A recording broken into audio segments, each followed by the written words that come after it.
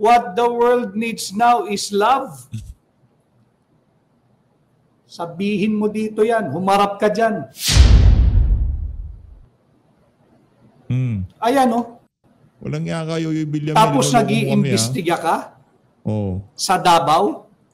Yung 1.3 trillion, cosmetic na naman yan, propaganda na naman yan, make-up na naman po yan. Naku, base sa ating nakikita hindi ho nagustuhan ng mga kababayan natin taga Davao yung ginawang pag-i-inspeksyon itong si Benjamin Magalong.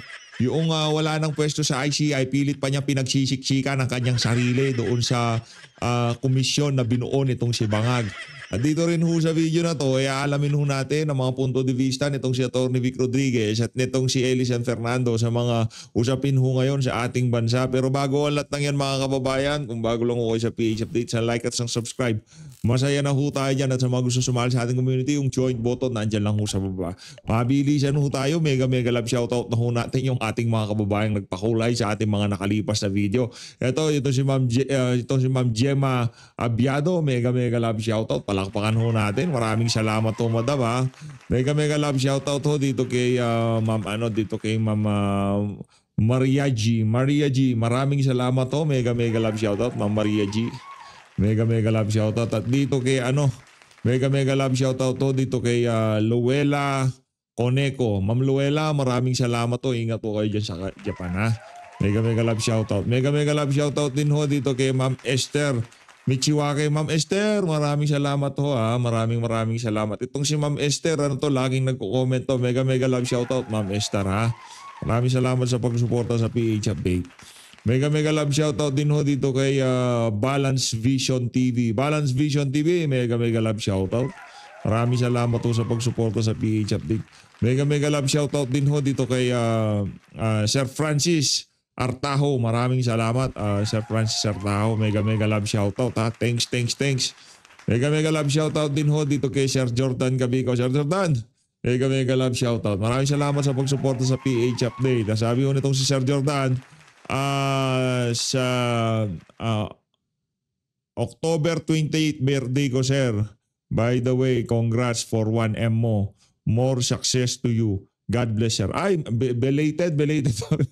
Sir, ngayon pala ako nakapag-check ng mga kababayan nating nagpakulay. No? Maraming salamat, Sir Jordan Cavico. Mega love shoutout. Palakpakan muna natin. Happy birthday dito kay Sir Jordan Cavico. Saludo, sir. Maraming salamat. Mega love shoutout din ho dito kay Shirley sa Arinas. Maraming salamat ho. Mega love shoutout. Mega love shoutout din ho dito kay, siyempre, alam naman mawala yan. Ma'am Arisa yan, palakpakan ho natin. Ibang klase itong si Ma'am Arisa yan. Nanood ho siya nung kay yung singer, yung kumakadyot-kadyot pagka kumakanta.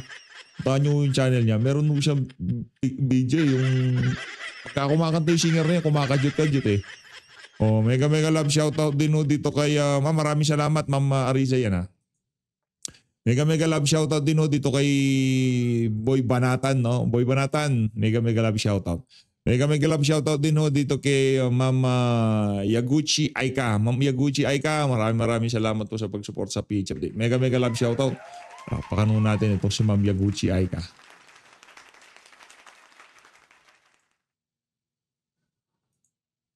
Mega love shoutout din ho dito kay Sir Raymond Federico Picar. Maraming salamat ho. Mega love shoutout. Palakpakan ho natin. Sir Raymond Federico Picar. Konti na lang ho ito mga kababayan. Mega love shoutout dito kay Sir Herbiscal. Sir Herbiscal, mega love shoutout Saludo. Salamat ho. Salamat sa napakatinding suporta. At dito kay Ma'am Raspberry. 6 hours ago, maraming salamat ho. Maraming salamat ho. Sa mga kababayan nating napakatindi kung sumuporta sa ating mga ginagawang reaction video. Mabuhay ho kayo lahat. Ito, rekta na ho tayo. Ito ang reaksyon ng ating mga kababayan na taga Davao kung nga doon sa ginawang inspeksyon nitong si Benjamin Magalong sa mga DPWH infrastructure dyan sa lugar na yan. Panoorin ho natin mga kababayan. Ngayon sa nila paghuna-huna mga kababayan. Nako. Ilahan gikuhaan. Unsay hitabo na landslide ang yuta. Ayong adlaw mga kabanan. Naatakaron dire. Kung asang ACI na nangita o full. Tanawan ninyo mga kabanan. Ano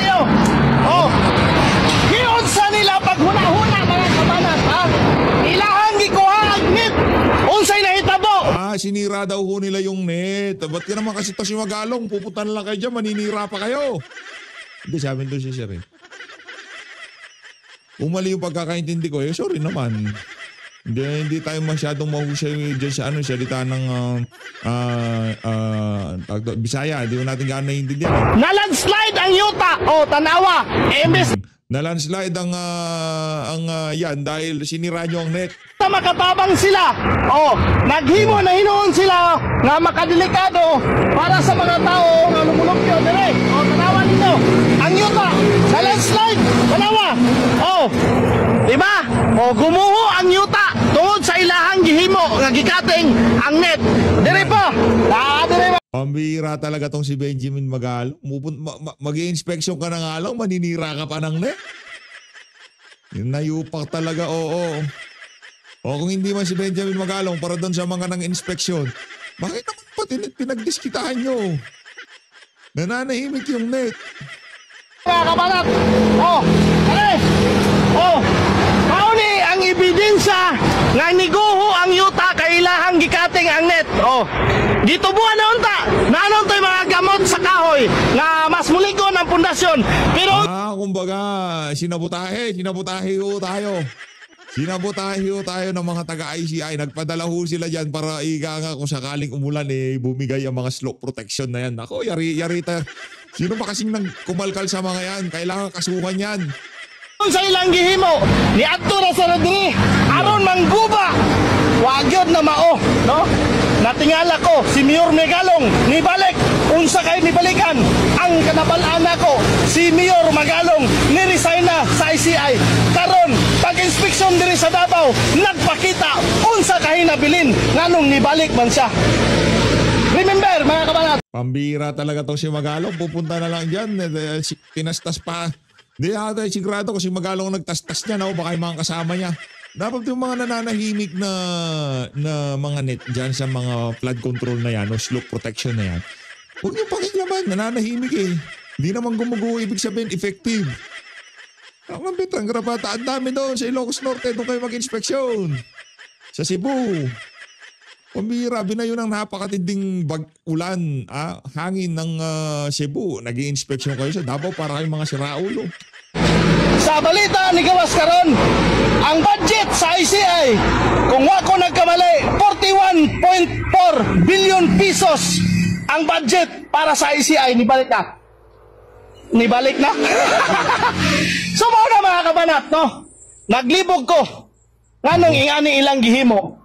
Imbis na makatabang, muli ko ng pundasyon kay gitubuag mga sagbot. Sa paghimo nila gikating nila ang net, niguho ang lupa. Asang hustisya Tagan pa kayo, tuwa dito. Grabe! Matindi ho yung outro niya. Grabe! O dito na ho tayo kay siyempre Tornivig muna, mamaya ka na Eli, ikaw naman bibigyan din kita spotlight dito sa PH Update. Kalmahan mo lang ng konti ha. Kalmahan mo lang ng konti Eli, okay? Punta muna tayo dito kay Atty. Vic Rodriguez. Pagkatapos dito kay Atty. Vic, punta na tayo kay Eli San Fernando. Hindi na may kukubli sapagkat tinapatay. Hinano ko lang kasi medyo mahaba-haba yung mega love shoutout na ito si Atty. Vic Rodriguez. Kumbaga pinutol ko lang dun sa portion na yon at rekta na tayo dun sa paksa kagad, di ba? Na po ng numero yung kanilang propaganda. Ulitin ko yung propaganda nila, deny. Ano po yung deny? They just deny when something goes wrong. Lahat naman talaga, matagal ko nang sinasabi, walang patutunguhan ng ating bansa. Hindi tayo makakaasa ng anumang pag-unlad sapagkat nakatutok sa maling direksyon ng ating bansa. Dinedenay po nila yan. Pati nga po itong mga anomalous flood control funds at yung mga missing or substandard or ghost flood control projects, dinedenay din nila na ito ay naganap sa ilalim ng kasalukuyang administrasyon at pilit na ipinapasa doon sa administrasyong nakalipas. Yan naman po yung deflect o ipasa mo, magturo ka. Kahit sino ituro mo. Kahit sino, throw him, throw her, throw them under the bus. Wag lang ang kasalukuyang administrasyon. At bahagi po dyan ang mainstream media. Tingnan ninyo yung mainstream media. Kontrolado at pilit magaganda lang ang linalabas. Wala tayong problema ron. Lahat tayo ay ambassador ng ating bansa. Dapat tayo lahat ay maging salesman ng ating bansa. Ibenta natin yung ating bansa dito sa ating bansa, sa loob, sa lokal, at pagtuwing tayo rin ay lumalabas, namamasyal, naghahanap buhay, nagme-meeting o kung ano man ang ating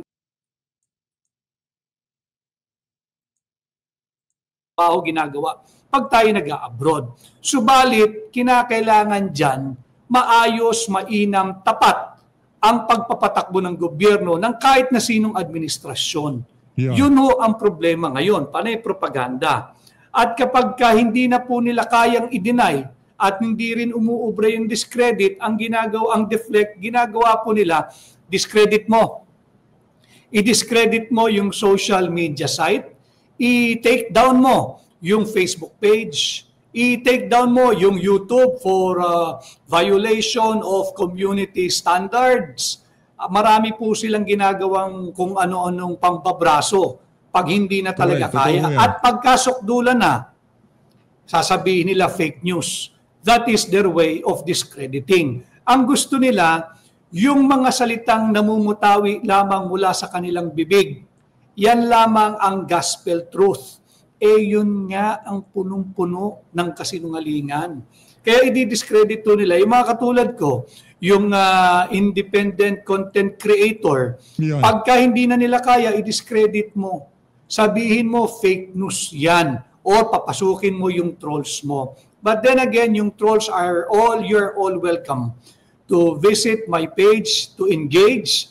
And thank you for always watching. Ibig sabihin, interesado din kayong matuto. Naintindihan ko naman trabaho lang yung sa inyo. Ayaw nyo magbanat ng buto, gusto nyo madaling pera, kagaya ng mga amo ninyo. So troll na lang kayo. But just the same, Pilipino kayo, ginagalang ko yung inyong pagpapahayag kahit ako hindi sang-ayon, yan naman ang diwa ng demokrasya. And finally, pagka talagang walang-wala na, demolish. I-demolish mo. I-demolish mo lahat ng iyong kritiko.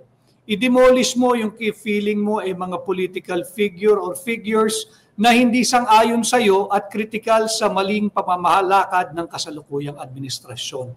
Subalit, lumabas na po ang numero. Ang ating pong GDP ngayong third quarter ay 4% na lamang.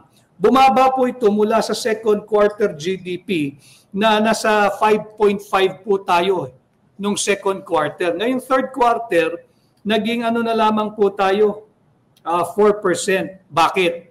Dito po sa ating pahina, totoong balita, and we always make the proper attribution. Yung GDP na bago po tayo magbanggit ng mga further numero, yung GDP, ibig pong sabihin ito yung gross domestic product. Ito po yung salamin ng kasalukuyang estado o sigla ng yung pangkalahatan, general condition or general health or pangkalahatang kalusugan ng ating ekonomiya. Isinasagisag ng GDP o yung gross domestic product o yung bilang ng produkto na nalikha, yung produksyong nagawa sa loob ng 3 buwan. Ito nga pong third quarter GDP o di kaya yung serbisyong na nangyari o yung mga trabaho o yung serbisyong nalikha, bunsad ng ating economic activity. Ngayon po, ito'y 4% lamang. Bumaba po ng 1.5% or 1.1% noong second quarter.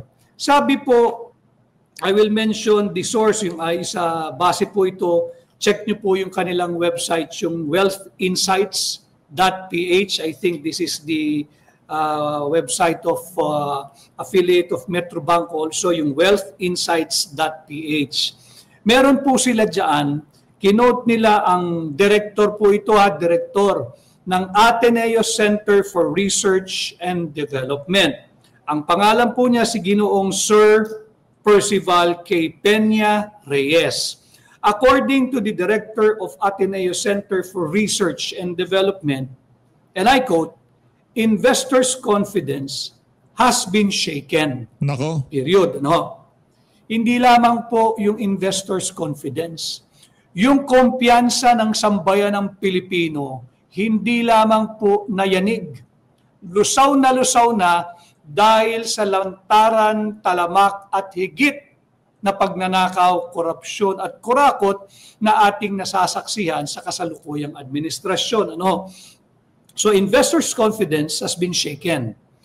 Foreign investors, importante po ito foreign investors are pulling back. Umaatras, hindi nagpapatuloy.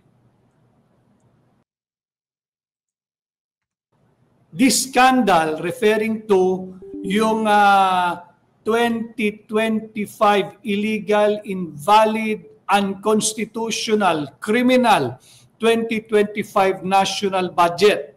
The scandal, yung pakikialam po ng Vice-Cam nung 19 Congress, yung grupo nila Saldico, ni Stella Kimbo, ni Manix Delipe, ICI. Yan yung mga dapat ninyong pinapatawag.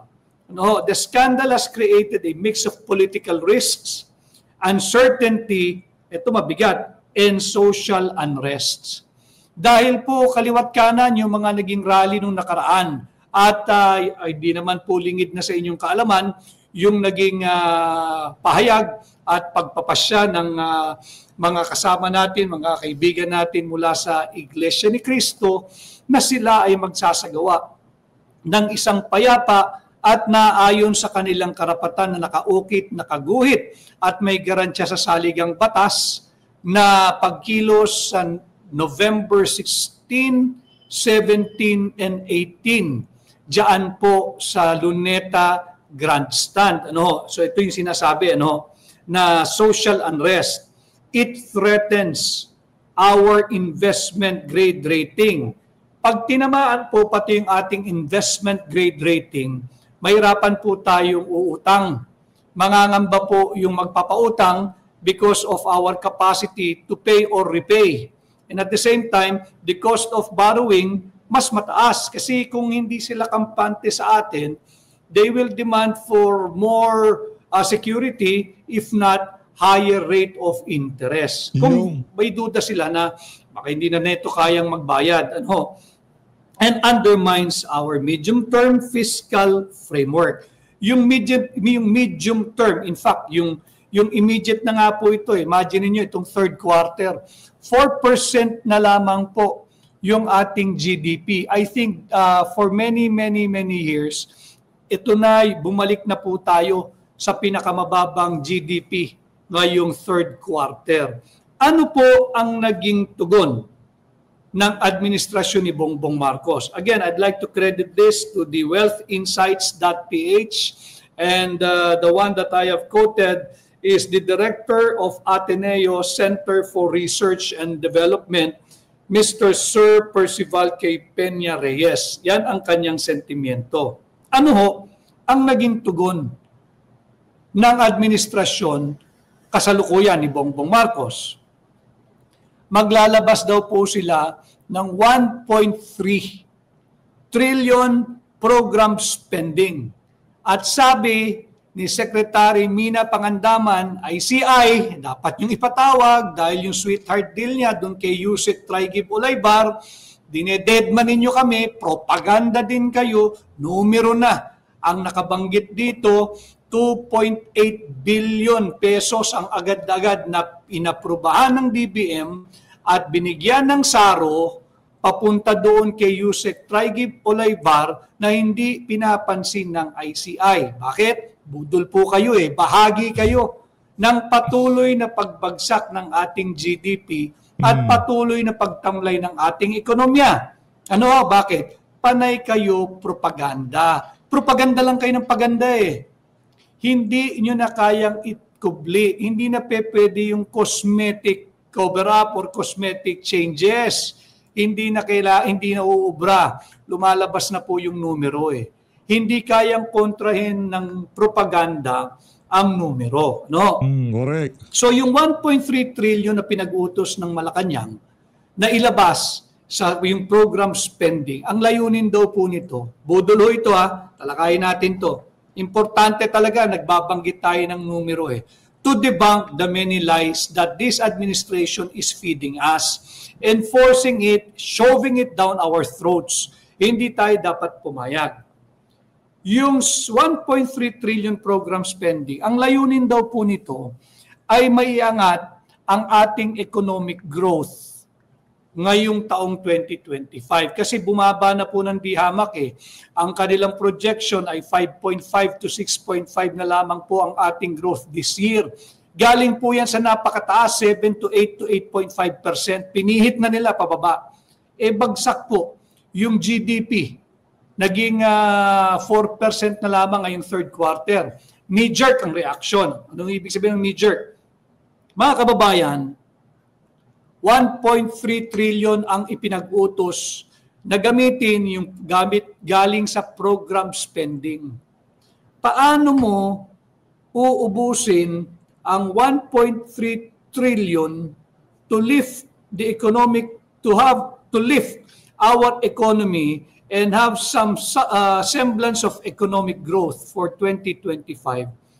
Less than 2 months to go. Itong kautosang ito ay inilabas kahapon o nung isang araw lamang. No, alam naman nating lahat. Pagdating ng panahon ng papuntang Kapaskuhan, bumabagal lalo ang lahat. Lalo na yung linggo bago magpasko.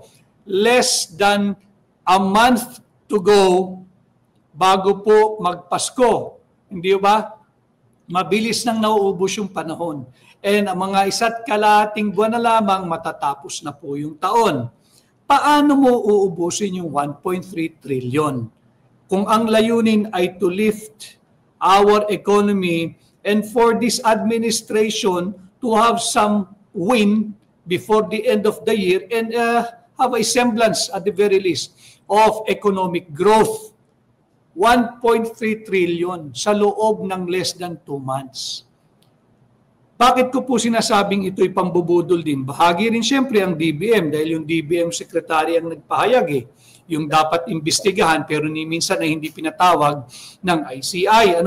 Pati yung dating pinuno ng Senate Finance Committee, yung chairperson ng Finance Committee during the 19th Congress, si Grace po, hindi na rin naiimbestigahan. Bahagi siya ng Vice Cam yung Vice Cam ng 19th Congress.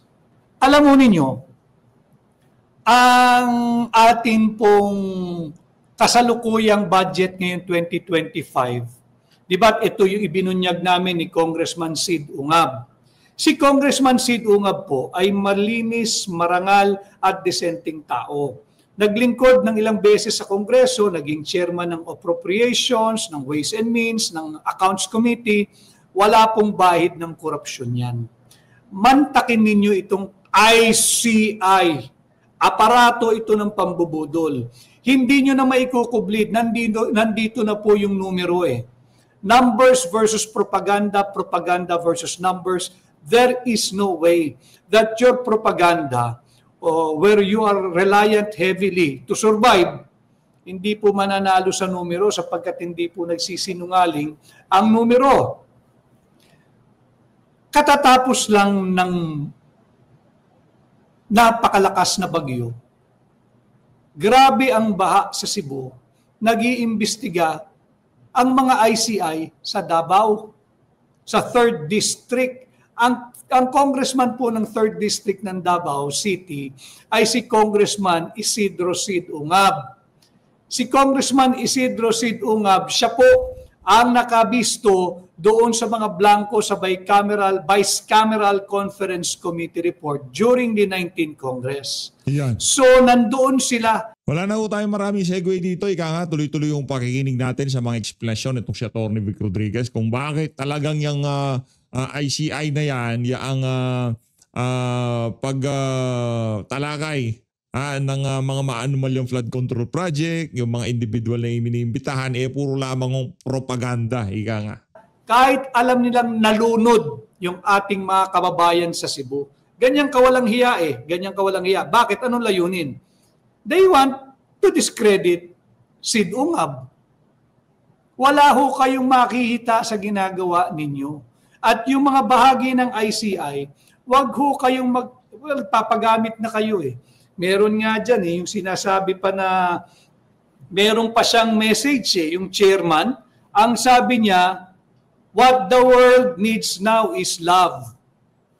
Lokohin mo ang lelang mo. Nako! What the Filipino is demanding now is justice, transparency, and full accountability. Yan sanang mga salita at katagang yan ang mamutawi sa bibig mo. Hindi yung mga what the world needs now is love. Kabaduyan mo yan eh. Binobobo mo ang mamamayang Pilipino. Buti na... Hindi, attorney, ikaw naman bumanat. Tungkol sa video ko talagang binalagbag ko yung butchikik na yan eh.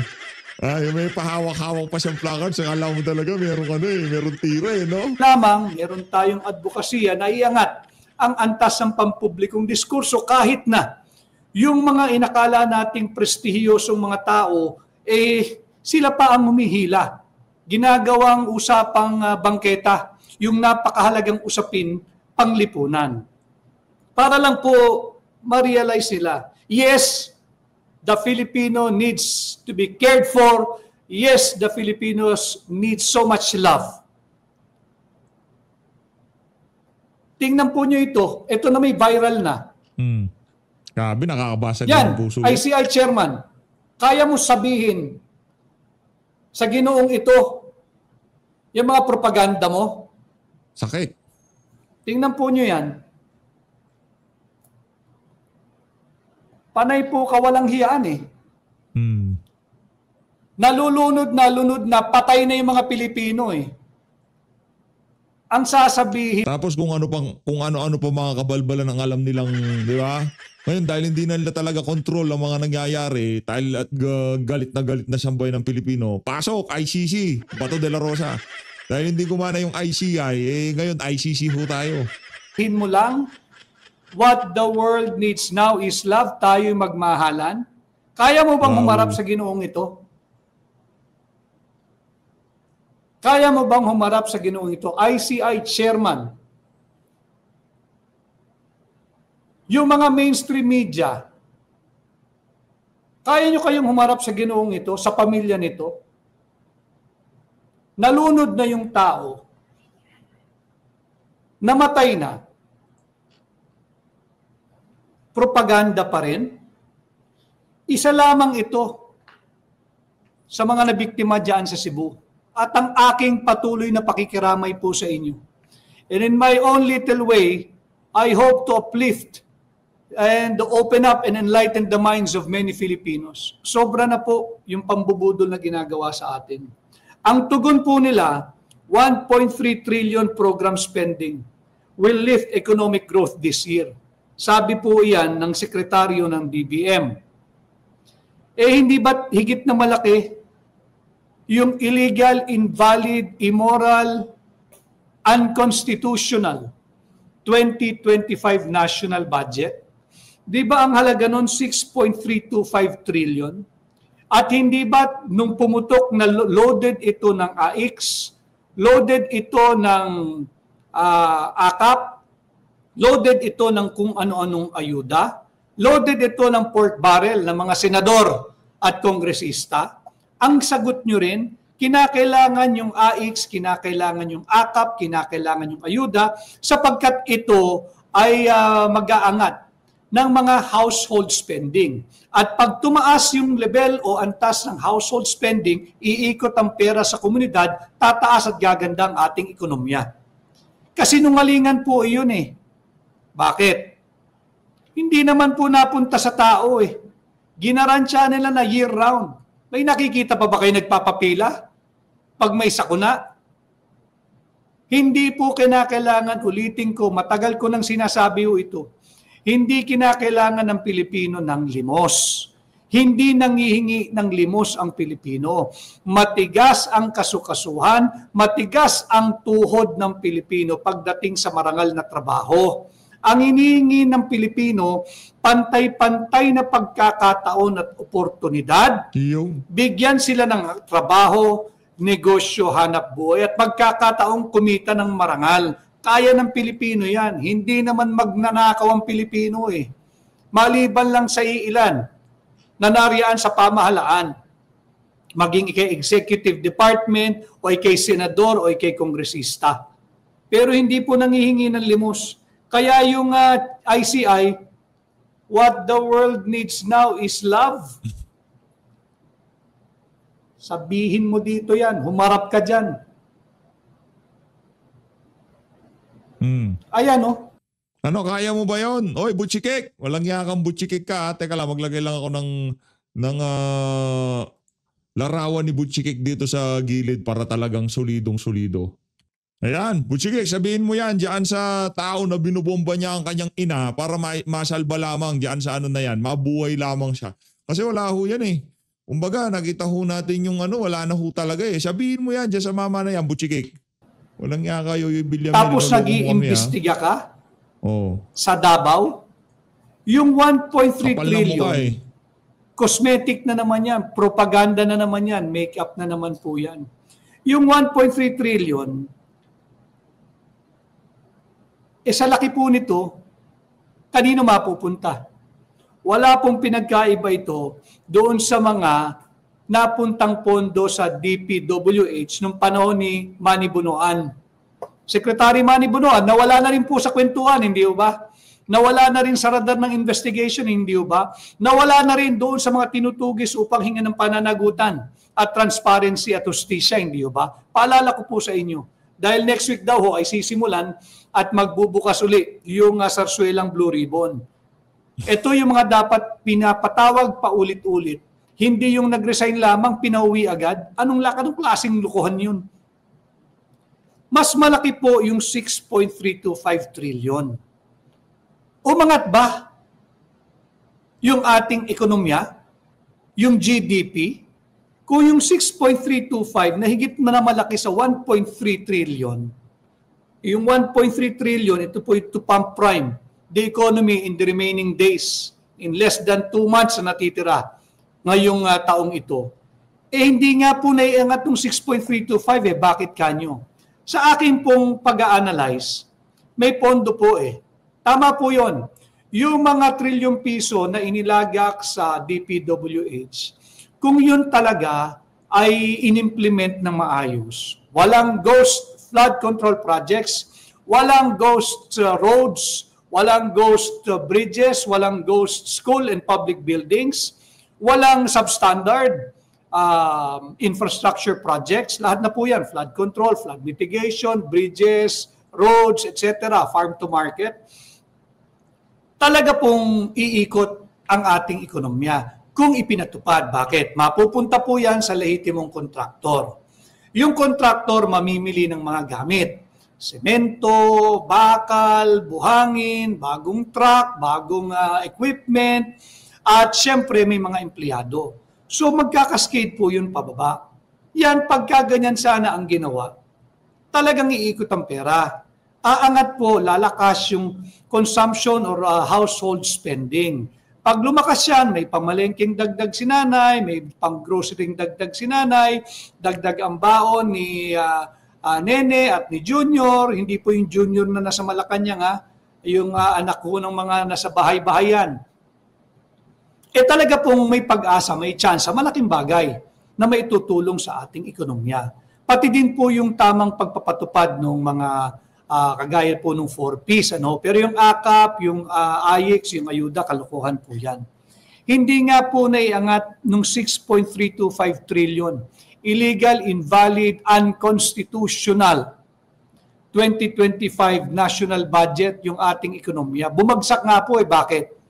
Na-discover po ng mamamayang Pilipino Yung matagal na naming isinisigaw nila Congressman Sid Ungab, na corrupt yung 2025 national budget. At nung ipit na sila, pumihit po, propaganda rin yun. Siya na po yung naging anti-corruption crusader. At yun po ay naging pahayag niya sa kanyang naging SONA. Mali po iyon. Enabler po yan, itong kasalukuyang administrasyon. Sapagkat nandyan na yan nung 2024, nung 2025 national budget. Loaded na po yan. Hitik, siksik, at umaapaw. Grabe po ang korupsyon nila dyan. So, correct. Yung 1.3...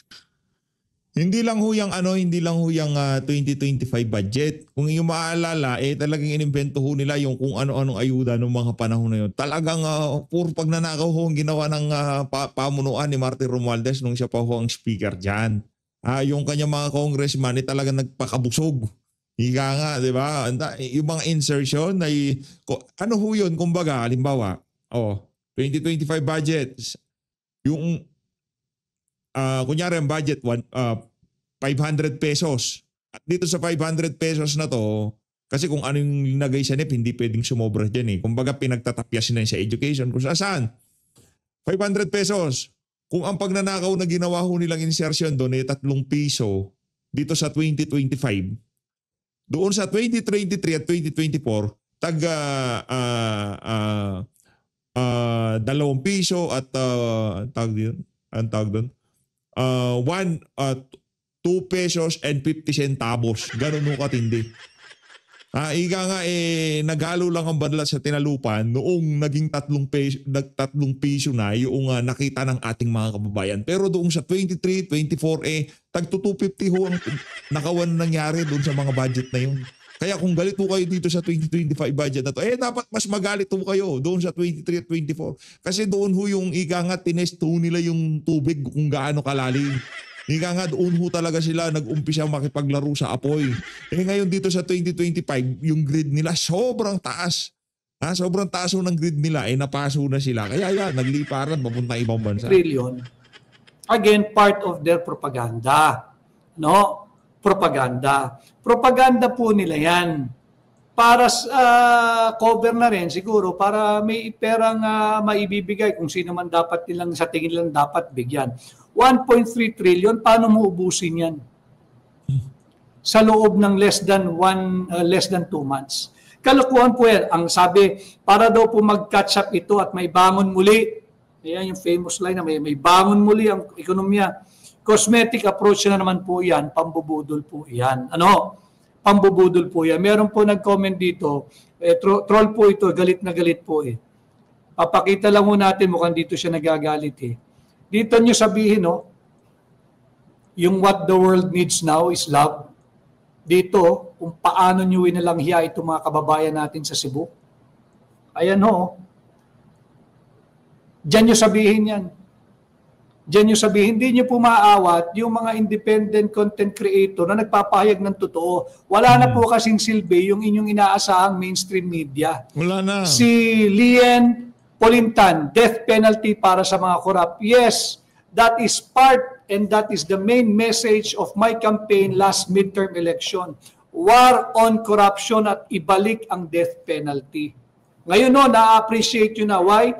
As early as last year, nakita na ho namin mali ang direksyon ng kasalukuyang administrasyon, siksik, hitik, liglig, umaapaw sa korupsyon. Kanya yun po ang aming main campaign cry. War on corruption. Hindi po war against our neighboring nation or nations. So yan po. Ganyan din po yung dahilan nila, di ba? Sa AIX, sa AKAP, sa ayuda, na iaangat daw po nito ang ating ekonomiya. Wala rin namang nangyari. So ganito rin po itong 1.3 trillion pesos. Again, ulitin ko, bakit mahalaga yung ating pahayag ngayong propaganda versus numbers? Lumabas na po yung numero ng GDP, 4%. Isa na po ito sa pinakamababa sa matagal na panahon.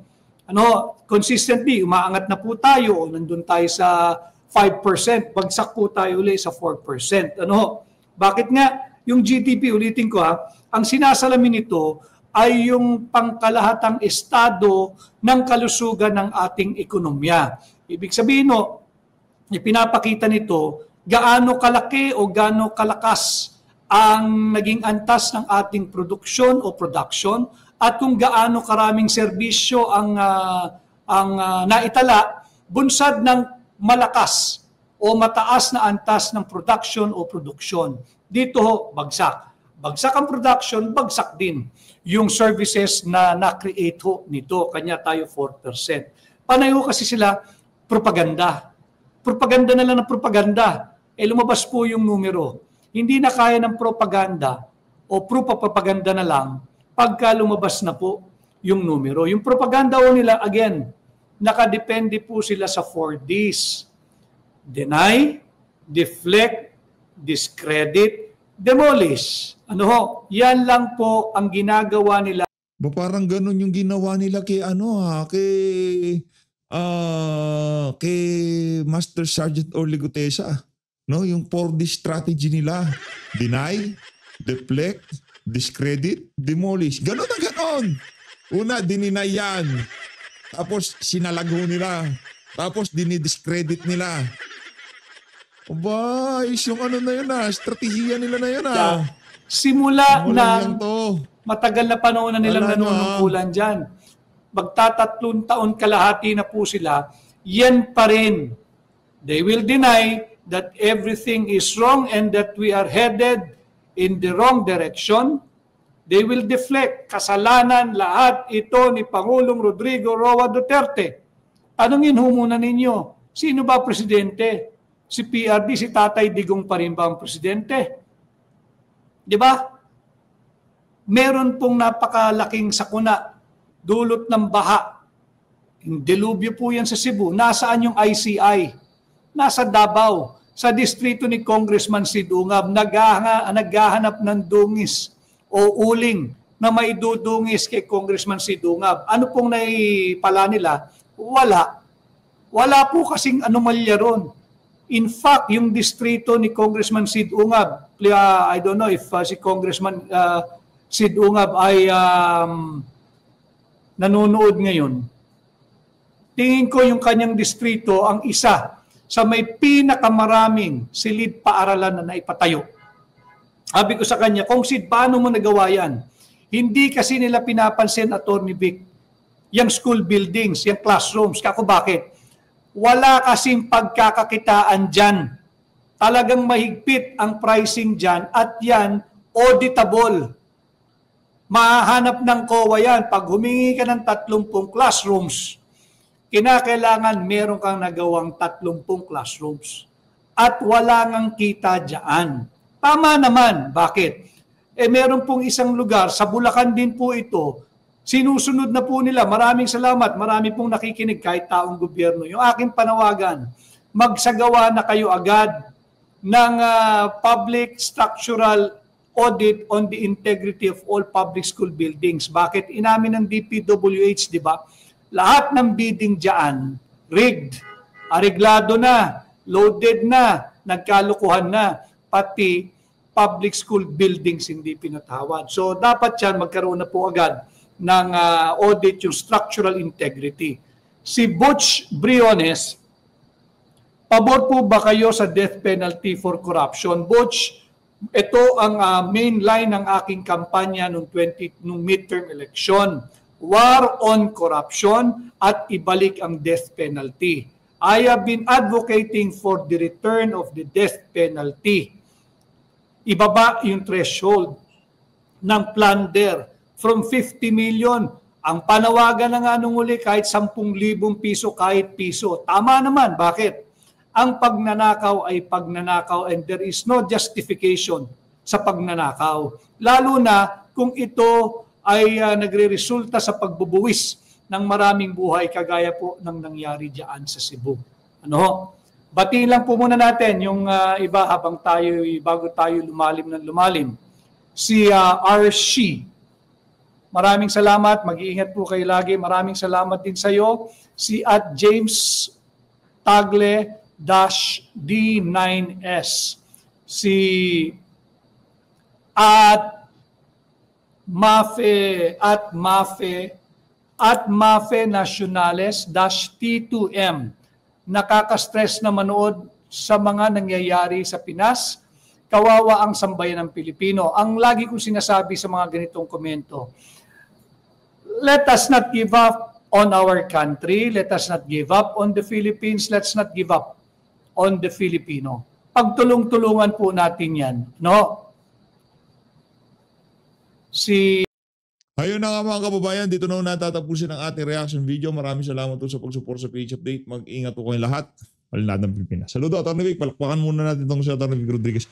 Tingnan natin napanood yung kay, yung kay San Fernando. No? Sa susunod na video na lang ho yan.